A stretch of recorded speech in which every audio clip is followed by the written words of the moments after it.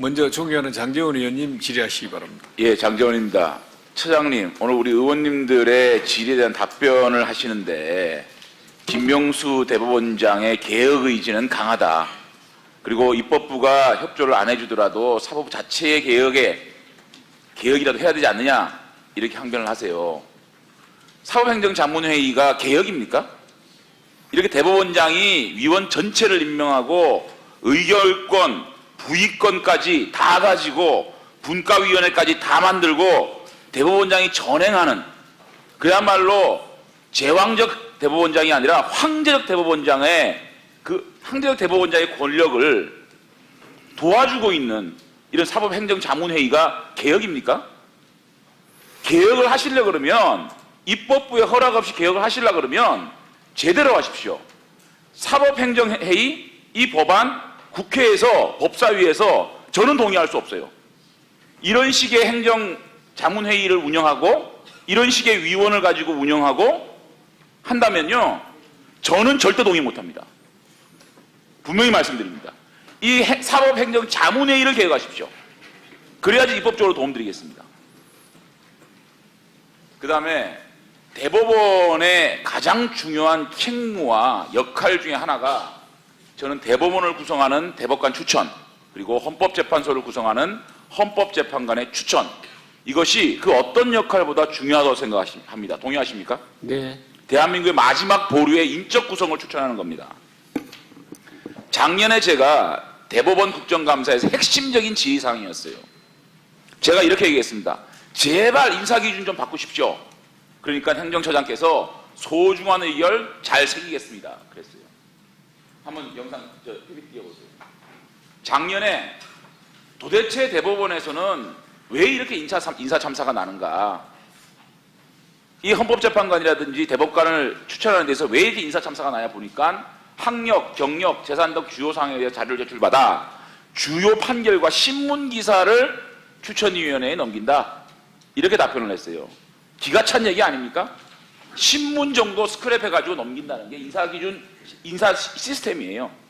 그래서 올해는 어떻게 바뀌었습니까? 하니까 가족관계, 병력, 재산 형성 과정, 납세 내역, 후보자 본인의 학력, 기타 사항, 뭐 건강 상태, 원정 출산, 이거는 결국은 사전 질의서 내용 아닙니까?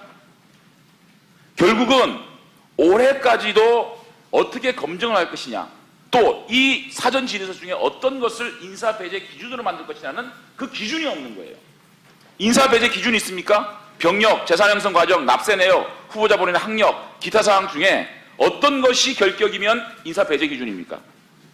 그거를 명확하게 기준으로 만들어서 국민한테 공표를 해야 됩니다. 이것만큼이 걸리면 대법관이나 헌법재판관으로서 자격이 없다. 그거를 만들어야 돼요. 그래서 결국은 작년에 넘겨보세요. 이은혜 헌법재판관 8번의 상습 위반 결의를 했어요. 다운계약서 했습니다. 이석태 헌법재판관 다운계약서, 세금 체납, 겸직금지 위반, 이렇게 인사참사가 난 겁니다. 인사배제 기준과 이 검증 시스템이 없기 때문에. 그 다음에 대법관은 어떻게 됐습니까? 김선수 대법관, 죄송합니다만 현직 대법관이라서 다운계약서, 채권관계, 241곳의 노문표절, 노정희 대법관, 위장전입, 다운계약서, 종합소득 탈세, 김상환 대법관, 위장전입, 다운계약서, 이렇게 이 대법원과 헌법재판소를 구성하는 그 구성원, 가장 중요한 인사 추천에 대한 검증 시스템과 인사 배제 기준이었기 때문에 이런 인사 참사가 난 겁니다. 이거 내년에 2명 대법관 추천 있죠? 내년에 2명, 2분 계십니다. 한 명으로. 한 분입니까? 네. 2분입니다. 3월달과 9월달에. 아, 그래? 네. 바로 이런 기준이 없으면 또 인사 참사 납니다. 올해 만회해야 됩니다. 그 다음에요, 이건 인사 검증이고, 두 번째는 과연 우리 대법관, 우리 양심의 보루인 대법관과 헌법재판관이 중립적이고 정말 다양한 분들, 국민들로부터 신뢰와 존경을 받는 분들을 추천할 수 있는가라는 부분은 결국은 추천위원회 구성을 어떻게 할 것인가 문제입니다. 한번 보십시오. 김선수, 노정희, 이동원 대법관 후보 추천위원장, 박경서 씨입니다. 현재 문재인 정부가 임명한 대한정치사 회장이고 DJ 노무현 정부 대한민국 인권대사, DJ 노무현 정부 국가인권회 상임위원, 노무현 정부 국가보안법 폐지 TF 팀장, 이 박경서 위원장이 추천위원장이 됐어요. 그 다음에 김상환 대법관 후보 추천위원장 볼까요? 임현진 교수, 경제정의실천이나 공동대표, 노무현 정부 통일부 정책자문위원, 그 다음에 이석태, 이은혜 헌법재판관 후보자 추천위원장, 지은희 민중당 여성위원장, 새정치민주연합 국정자문위원 문재인 캠프 출신입니다. 이런 분들이 위원장이 되니까 어떤 상황이 벌어졌나 돌려보세요. 자, 민변 회장 출신, 참여연대 공동대표, 심지어는 노무현 정부의 공직기관 비서관까지 헌법재판관이 되는 상황이 벌어지고 있고, 노무현 정부 사법개혁 비서관이 대법관이 되는 이런 상황이 벌어지는 겁니다.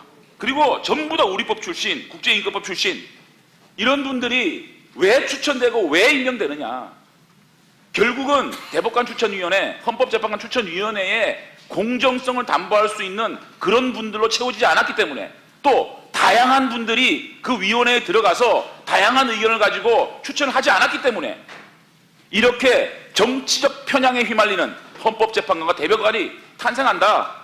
저는 이렇게 생각하는 거예요. 얼마나 중요한 업무입니까? 대법원이.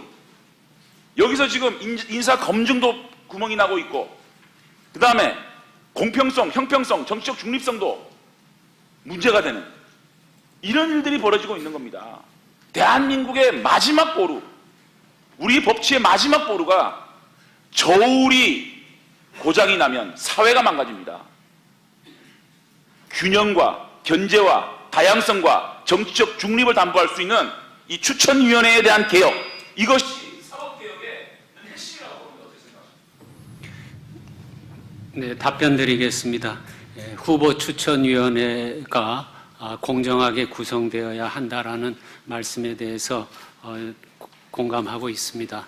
다만 여러 그 사회 각계의 의견을 대표하는 그런 다양한 그런 구성이 되도록 노력은 하고 있습니다만은 앞으로 좀 더 신경을 써야 할 부분을 챙겨보도록 그렇게 하겠습니다.